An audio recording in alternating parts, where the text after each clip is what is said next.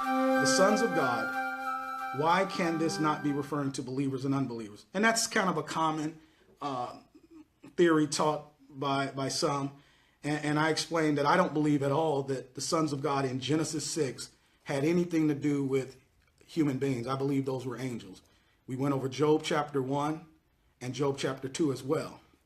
He says, believers and unbelievers, thank you for your ministry. For a couple of reasons. If you go back with me to Genesis chapter 6, let's look at that. Genesis chapter number 6. And here I'm going to give you a number of verses. So I'm going to expound on what I gave last week. Verse number 1, Genesis 6, verse 1. And it came to pass when men, okay, mankind, began to multiply on the face of the earth, and daughters were born unto them. So there were daughters born to men. This is mankind, humans. Verse 2, that the sons of God, see, he distinguished the sons of God from the men and daughters of men.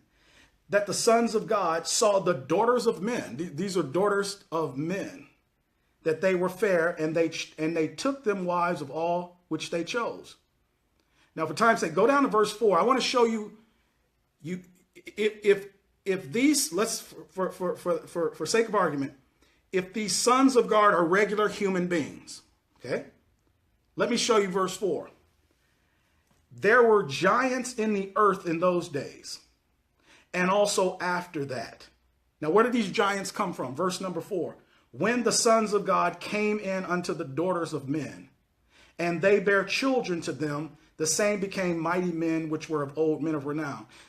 If the sons of men were just, the sons of God were believers, that would not make it so that they would have offspring that were giants.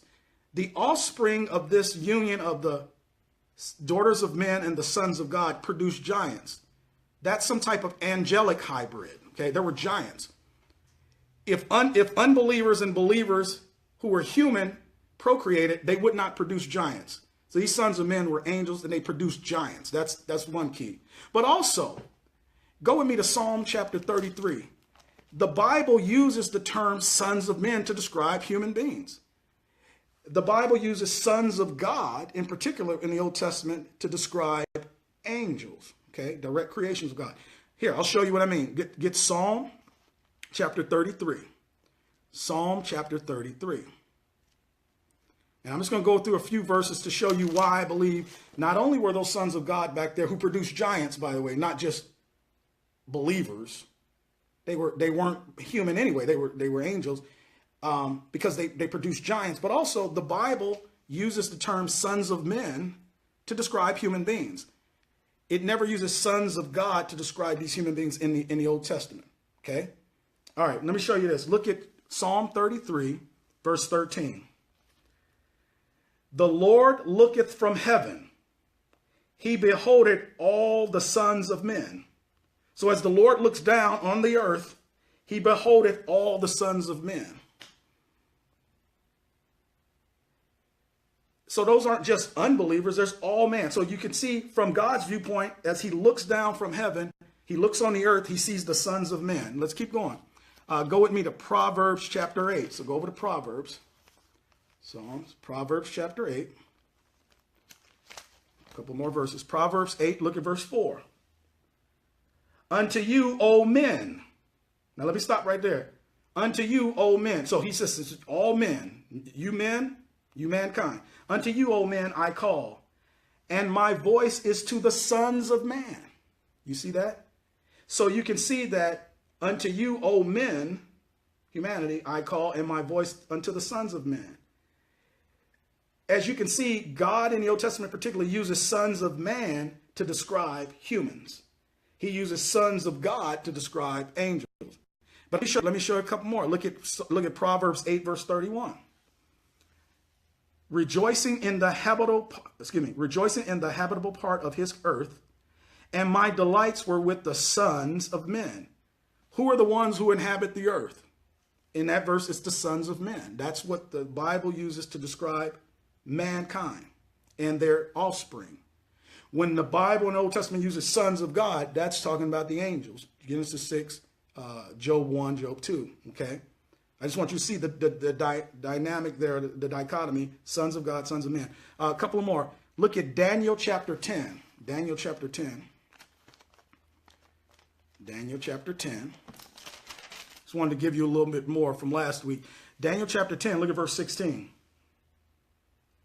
And behold, one like the similitude of the sons of men, okay, touched my lips. Then I opened my mouth and spake and said unto him that stood before me, O my Lord, by the vision my sorrows are turned upon me, and I have retained no strength.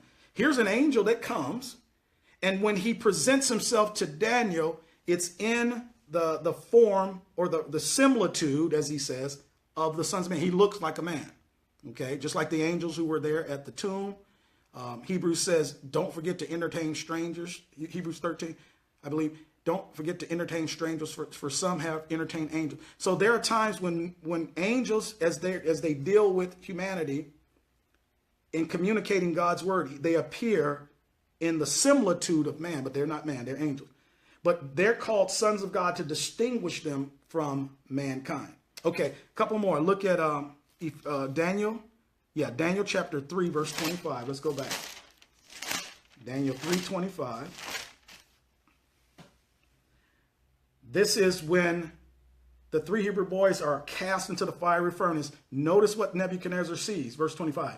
He answered and said, Lo, I see 4 men loose. By the way, 3 men went in there. He sees 4. Verse 25. He answered and said, Lo, I see 4 men loose. Remember, they went in bound, but now they're loose, walking in the midst of the fire, and they have no hurt. And the form of the 4th is like the Son of God. So Nebuchadnezzar, the heathen king there, he looks in that furnace. Three human beings went in, but there's another being in there, and he knows that's not a man, because he says like the Son of God. And so the sons of God, or the Son of God, would be some type of heavenly creature is the point, okay? Particularly in the Old Testament. But another one, one that should be very familiar. Go to Ephesians chapter 3. Our Apostle Paul talks about mankind. Look at the last one, Ephesians chapter number 3. Speaking about the mystery of Christ, Ephesians 3. Notice what he says about the mystery. Ephesians 3, verse 5. Paul says, which in other ages was not made known unto the sons of men. That's all humanity. No human being knew the mystery of Christ given to the Apostle Paul before Paul, which in other ages was not made known unto the sons of men. So you can see when God refers to mankind, he says the sons of men. He's not referring to mankind by the use of the word the sons of God. These men came from men. Those sons came from God, those angels. Those sons of God in the time past were angels. Now, again, that's what I see. So I just wanted to give a little bit more. But hopefully that helps.